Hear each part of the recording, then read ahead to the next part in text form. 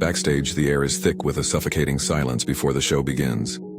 In the flickering shadows, a tiny monkey cowers in the corner, his hands and feet trembling as if the world might collapse around him at any moment.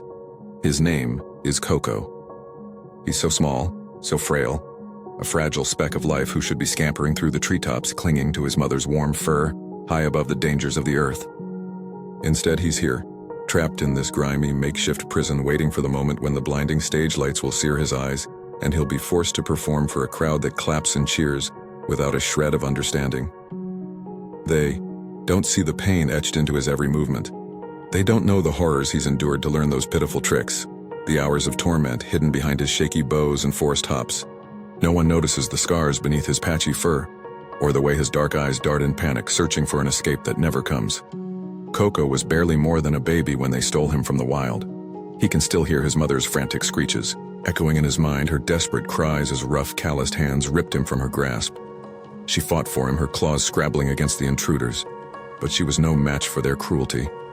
He remembers the warmth of her body fading as they dragged him away, the scent of the forest giving way to the stench of metal and sweat. The circus company locked him in a secret chamber, a dank, miserable hole where other captured animals whimpered and rattled their cages. They shoved Coco into a box so small he could barely stretch his limbs, the bars pressing into his skin until it bled. His trainer loomed over him, a towering figure with a voice like gravel and fists that struck without warning. Coco was supposed to learn to mimic human gestures, to twist his natural instincts into something grotesque and entertaining. But the lessons weren't gentle coaxing or patient guidance. They were brutal, relentless, and soaked in fear. They called it training, but it was a nightmare that clawed at his soul. Every day brought a fresh wave of agony. If Coco hesitated, if he dared to falter even for a heartbeat, a wooden stick would crash down on him, the sharp crack of it against his tiny frame echoing in the dim room. The welts burned for hours, a constant reminder of his failure. When beatings weren't enough to break him, they'd starve him, leaving his belly hollow and aching, his body weak from hunger until he'd scramble to obey just for a scrap of food. And then there were the electric shocks, the worst of all. The trainer wielded a cruel device that sent jolts of fire through Coco's limbs, making him convulse and shriek in terror. Each shock was a lesson: move faster, bow deeper, perform better, or suffer. He learned to stand on two legs, wobbling unnaturally as his muscles screamed in protest. He pedaled a tiny bicycle, his paws slipping on the pedals while his heart raced with dread. He raised a shaky hand to salute the crowd, his body trembling under the weight of their applause. But these weren't acts of joy or play. They were chains forged in pain. Coco wasn't a performer. He wasn't a clown or a toy. He was a living creature, his spirit crushed under the heel of human greed. Every night, when the lights dimmed and the audience shuffled out, Coco was herded back to his cage, a rusted, filthy box that reeked of despair. Alone in the dark, he'd curl into himself, his frail body quaking as he braced for the next blow, the next shock, the next command. The sounds of the circus haunted him, the shrill music, the bursts of laughter, the hollow clatter of coins in the ticket box. They were the soundtrack to his captivity, a cruel mockery of the life he'd lost. His dreams, when he could sleep, were fleeting glimpses of the forest, of wind rustling through leaves, of his mother's gentle touch.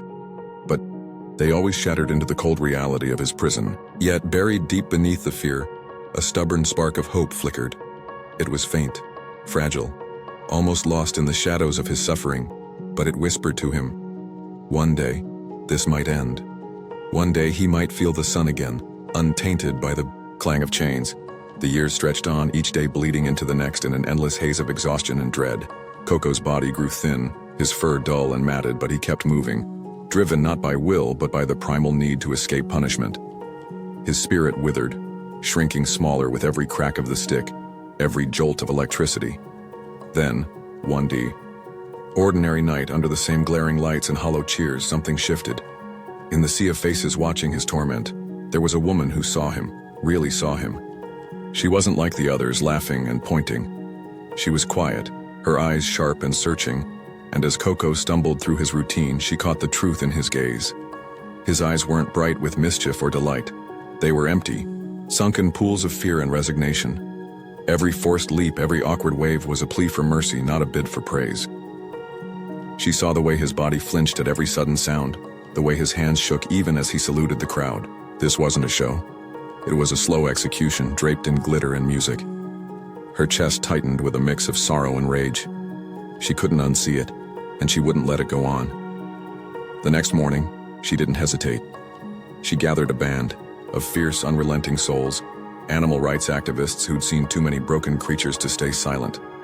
Together they descended on the authorities, their voices a chorus of fury and determination.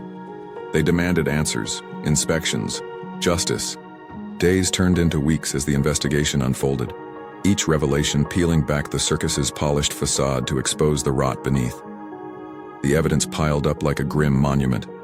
Bruised and battered animals, skeletal frames from starvation, tools of torture stashed in locked rooms, whips, prods, chains slick with blood. The circus owner sputtered excuses, his lies crumbling under the weight of the truth. The law had no choice but to act.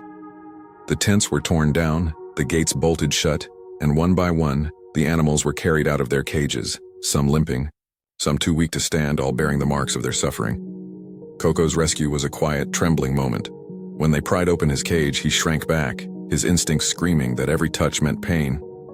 But these hands were different. Soft, careful, lifting him with a tenderness he'd forgotten existed.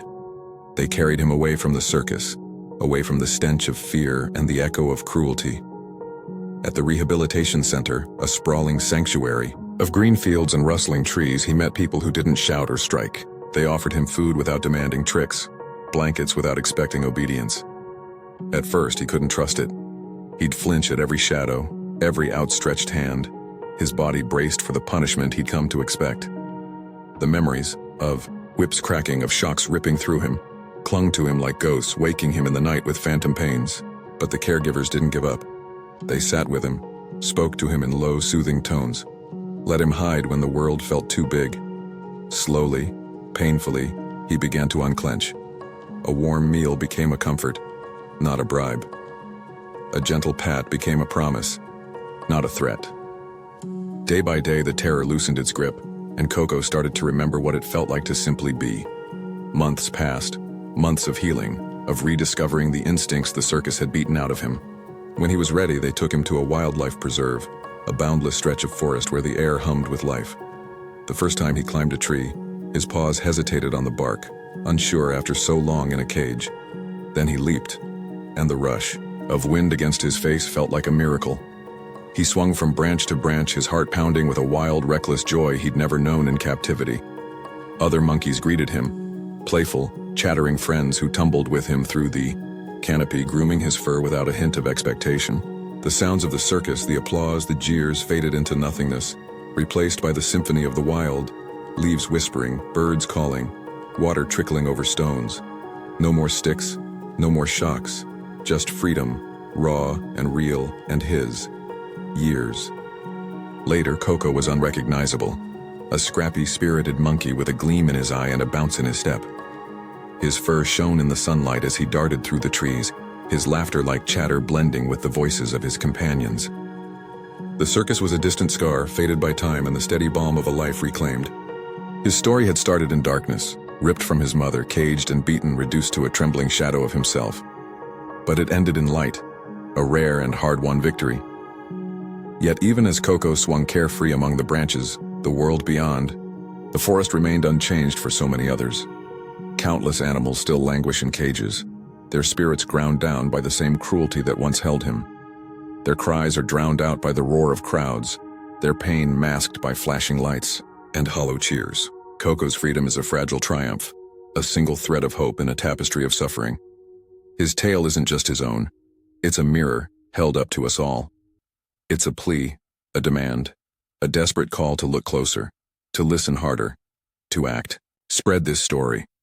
Whisper it to friends, shout it to strangers, let it seep into hearts until it's too loud to ignore. Because some stories begin in agony, steeped in tears and trembling hands, but with enough voices, enough hands reaching out, they can end in something beautiful. Coco found his way home. Maybe if we keep fighting, one more soul can too.